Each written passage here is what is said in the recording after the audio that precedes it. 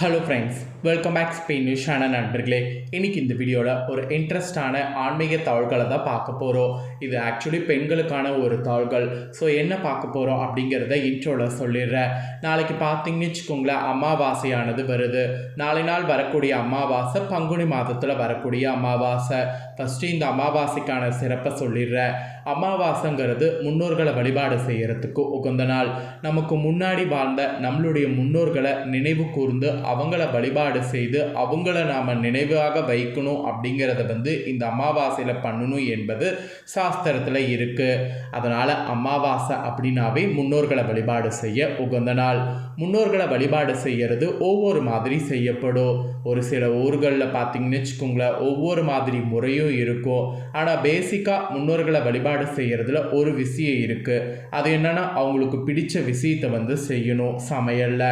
அந்த மாதிரி பங்குனி அமாவாசையில் என்னென்ன ரெசிபி செய்யணுங்கிறத இந்த வீடியோவில் சொல்ல போகிறேன். அதோடு பொரியல் முதல் கூட்டு வர எப்படி ரெடி பண்ணும் அப்படிங்கிற அந்த ஒரு விஷயத்தை இந்த வீடியோவில் சொல்ல போகிறேன். ஸோ இந்த வீடியோ கண்டிப்பாக ரொம்ப யூஸ்ஃபுல்லாக இருக்கும். அதனால் வீடியோ பார்க்குறவங்க வீடியோவை ஃபுல்லாக பாருங்கள். அப்போ தான் நான் என்ன சொல்கிறேன் அப்படிங்கிறத தெளிவாக தெரிஞ்சு அதை அப்படியே ஃபாலோ பண்ண முடியும். நான் சொன்னதில் உங்களுக்கு எதெல்லாம் செய்ய முடியுமோ அதெல்லாம் நாளை நாள் செய்யுங்க.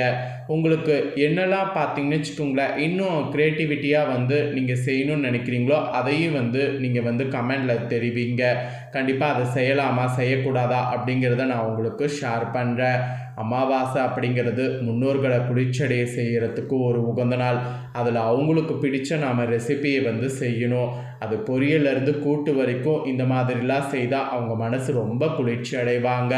சரி, என்ன செய்யணும் அப்படிங்கிறத இப்போ இந்த வீடியோவில் உங்களுக்கு சொல்கிறேன். எல்லாத்தையுமே இந்த வீடியோவில் தெரிஞ்சுக்குங்க. சரி வாங்க, என்ன செய்யணுங்கிறத பார்க்கலாம். அமாவாசைகளில் சிறப்பு மிக்கதாக பங்குனி அமாவாசை நாள் சொல்லப்படுது. இதில் படையல் இடுவது ரொம்ப விசேஷம்.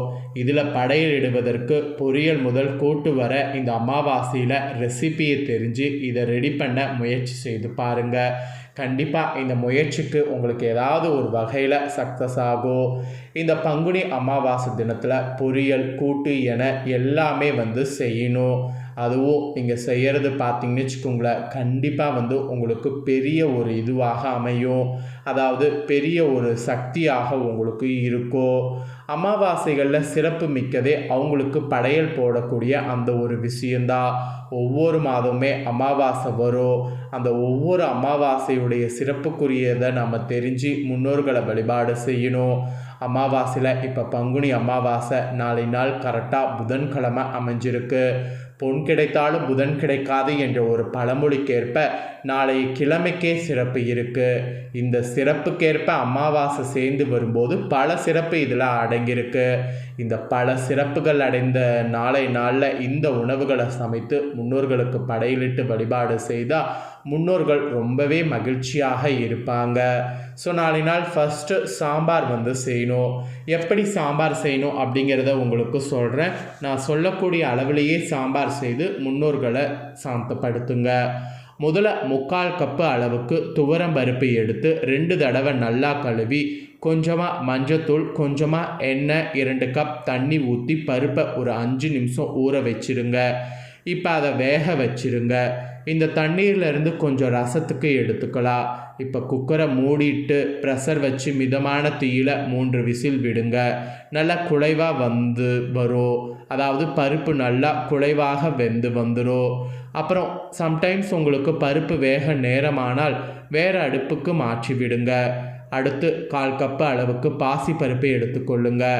அதை 2 தடவை கழுவி இதில் செவசெவனு அதாவது சீமை கத்திரிக்காய் 150 கிராம் எடுத்து நல்லா தோலை எடுத்துட்டு கட் பண்ணதை ஒரு 1/2 கப் அளவுக்கு சேருங்க. நல்ல பெரிய சைஸ் தக்காளி பாதி அளவு மட்டும் சேர்த்துக்குங்க. கூடவே ஒரே ஒரு பச்சை மிளகாய் காரத்துக்கு நம்ம போடணும். காரத்துக்கு நீங்கள் வரமிளகாவையோ பச்சை மிளகாவையோ அரைச்சி சேர்த்துக்குங்க. இதையும் மூடி போட்டு ப்ரெஷர் வச்சுட்டு மிதமான தீயில் 2 விசில் விடுங்க. அந்த காய் குழையாது, பருப்பு நல்லா வந்திருக்கும். இப்போ நம்ம சாம்பாருக்கு காய்கறி எல்லாம் வேக வைக்கணும். இன்றைக்கி சாம்பாருக்கு, அதாவது நாளைய அமாவாசைக்கு நீங்கள் சாம்பாருக்கு சுரைக்காய், பூசணிக்காய், அப்புறம் அவரைக்காய் பயன்படுத்தணும். இதில் உங்களுக்கு வேணுமானா மற்ற நாட்டு காய்கறிகள் அல்லது உங்களுக்கு என்ன கிடைக்குதோ அதை சேர்க்கலாம். மெயினாக இந்த காய்களை சேர்க்கறது நல்லது. சாம்பார் பொடி போட்டு சாம்பார் செய்யுங்க, ஒன்றும் பிரச்சனை இல்லை. இப்போ அந்த சாம்பாருக்கு தேவையான அளவு 1 டீஸ்பூன் அளவுக்கு கல்லுப்பு சேர்த்து கொள்ளுங்க. கூட ஒரு 1/2 ஸ்பூன் சேர்த்து 1.5 ஸ்பூனாக அளவு கல்லுப்பு சேர்த்து கொள்ளுங்க. காய்கள் வெந்ததுக்கப்புறமா இதில் மாங்காய் சேர்த்து கொள்ளுங்க. இப்போ மாங்காய் சீசன் தான். பாதி பருப்பு வேக வைத்து அந்த பருப்பில் இருந்து 3/4 பருப்பு வேக வைத்ததை எடுத்து கொஞ்சமாக உப்பு சேருங்க. இது பருப்புக்கு போதும். அதே மாதிரி ரசத்துக்கு கொஞ்சம் தண்ணீர் இருந்தால் போதும். இப்போ இதில் வெதுவெதுப்பான தண்ணி தேவையான அளவு சேர்த்துக்குங்க. பச்சை தண்ணி சேர்த்துட வேண்டாம். இப்போ இதில் புளித்தண்ணி சேர்த்துக்க போகிறோம். புளித்தண்ணியோட அளவுக்கு பார்த்தீங்கன்னு வச்சுக்கோங்களேன், ஒரு 1/2 கப்புக்கு ஒரு சின்ன நெல்லிக்காய் அளவு சேர்த்துக்குங்க. சாம்பாருக்கு தாளிப்பு ரெடி பண்ணிக்கணும். அதுக்கு ஒரு தாளிக்கிற கரண்டியில் 1 ஸ்பூன் எண்ணெய் சேர்த்துருங்க. இதில் கடுகு 1 ஸ்பூன் சேர்த்துக்குங்க. கடுகு பொரிய ஆரம்பித்த பிறகு சமயத்தில் கொஞ்சமாக சீரகம் சேர்த்து பொரிய விட்டுருங்க. கூடவே கட்டி பெருங்காயம் சேர்த்துக்குங்க. ஒரு 5லேருந்து 6 வெந்தயம் மட்டும் சேருங்க, அதிகமாக வேண்டாம். எல்லாம் நல்லா பொரிஞ்சு சிவந்ததுக்கப்புறமா ஒரே ஒரு காஞ்ச வரமிளகாவை சிவக்க விட்டு இப்போ இதில் கொஞ்சம் கருவேப்பிலை போட்டு பொரிய விட்டு சாம்பாரில் எடுத்து ஊற்றிடுங்க. சாம்பாரில் ஊற்றிய கொஞ்சம் நேரம் கொதிக்க விடுங்க. அந்த பெருங்காயம் கரையணும். இதில் 1 டேபிள் ஸ்பூன் அளவுக்கு தேங்காயை மிக்சியில் கொஞ்சம் கொரகொரப்பாக தண்ணி இல்லாமல் அரைச்சிட்டு அதையும் சேர்த்து விடுங்க. கடைசியாக ஒரு சின்ன பீஸ் வெல்லத்தை போட்டு சேர்த்துக்குங்க. இது ஆப்ஷனல் தான். அதுக்கப்புறம் பொடியாக நறுக்கின கருவேப்பிலை, கொத்தமல்லி இலைகளை போட்டு விட்டு அடுப்பை ஆஃப் பண்ணிவிடுங்க. ரொம்ப ரொம்ப சூப்பரான கலந்தக்காய் சாம்பார் ரெடி ஆகிடும். இப்போ நீங்கள் இமேஜில் பார்க்குற மாதிரி. ஆக்சுவலி இப்போ நான் சொன்னதை தான் நாளை நாள் செய்யணுமான்னு கேட்டிங்கன்னா, நாளை நாள் நான் சொன்ன மாதிரி செய்தாலும் சரி தான். இல்லை சாம்பார் எனக்கு ரெடி பண்ண தெரியும் அப்படின்னா நீங்கள் உங்களோட ஸ்டைல்லே சாம்பார் ரெடி பண்ணலாம். ஆனால் சாம்பார் நாளை நாள் கண்டிப்பாக ரெடி பண்ணணும். ஃபஸ்ட்டு ரெசிபி அதுதான். அப்புறம் மோர் குழம்பு. இப்போ அடுத்து மோர் குழம்பு செய்கிறதுக்கு ஏற்கனவே பூசணிக்காயை வேக வைத்து விட்டுருப்பீங்கள்ல, பூசணிக்காய் 1 கப் அளவுக்கு இருக்குள்ள அதை வைத்து கொஞ்சமாக அதில் தண்ணீர், மஞ்சள் தூள் போட்டு வேக வைக்கணும்.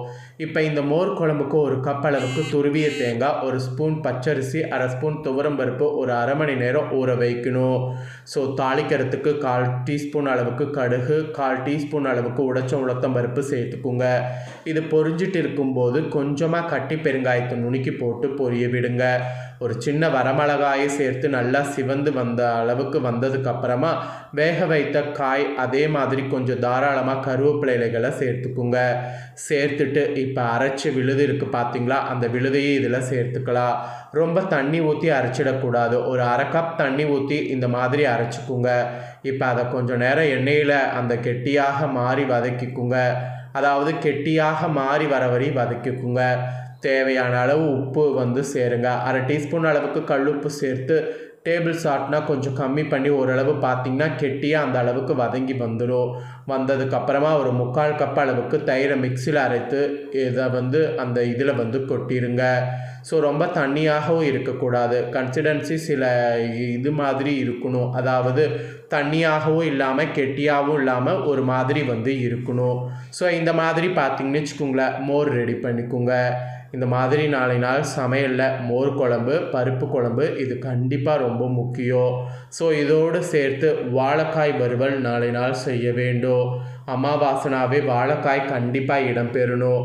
அதோடு ஸ்வீட் பார்த்திங்கன்னு வச்சுக்கோங்களேன், பாயாசம் செய்திடுங்க. அந்த பாயாசம் இதுதான் செய்யணும் அதுதான் செய்யணும் அப்படிங்கிறது கிடையாது. உங்களோட ஸ்டைலில் என்ன பாயாசம் உங்களுக்கு தெரியுமோ அந்த பாயாசம் செய்யுங்க. அதை செய்து நீங்கள் அந்த பாயாசத்தையும் முன்னோர்களுடைய படையலில் வைங்க. அப்புறம் மெதுவடை இல்லைனா பருப்பு வடை, 2ல் ஏதாவது ஒன்று செய்யுங்க.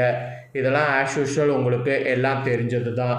இதெல்லாம் செய்திங்கன்னா கண்டிப்பாக பார்த்திங்கன்னு வச்சுக்கோங்களேன், முன்னோர்கள் ரொம்ப குளிர்ந்து போவாங்க. இது நாளை நாள் எடுத்துக்கிறது உடல் ரீதியாக உங்களுக்கு நல்லது தான்.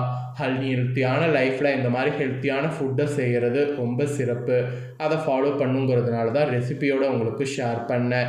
இல்லை எனக்கு ஆல்ரெடி ரெசிபி தெரியும் அப்படின்னா உங்களுக்கு தெரிஞ்ச மாதிரியே நாளை நாள் பண்ணி பயன்பெறுங்க. இந்த வீடியோவை உங்கள் ஃப்ரெண்ட்ஸ் ஃபேமிலிக்கு ஷேர் பண்ணுங்கள்.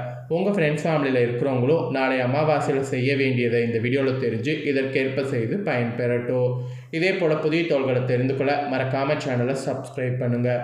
கூட பெல் பண்ண ப்ரெஸ் பண்ணுங்கள். ஃபஸ்ட் டைம் பார்க்குறவங்க அதை நீங்கள் பண்ணிட்டீங்கன்னா இனி நான் போகிற மற்ற அப்டேட்டான எல்லா வீடியோஸும் உடனுக்குடனே தெரிந்து கொள்ளலாம். ஸோ மறக்காமல் பண்ணுங்கள். நெக்ஸ்ட் இதே போல் சுவாரஸ்யமாக வேறொரு வீடியோவில் வந்து உங்களை சந்திக்கிறேன். சப்ஸ்கிரைப் பண்ணி பெல் பண்ண ப்ரெஸ் பண்ணி சப்போர்ட் பண்ணுங்கள். நன்றி.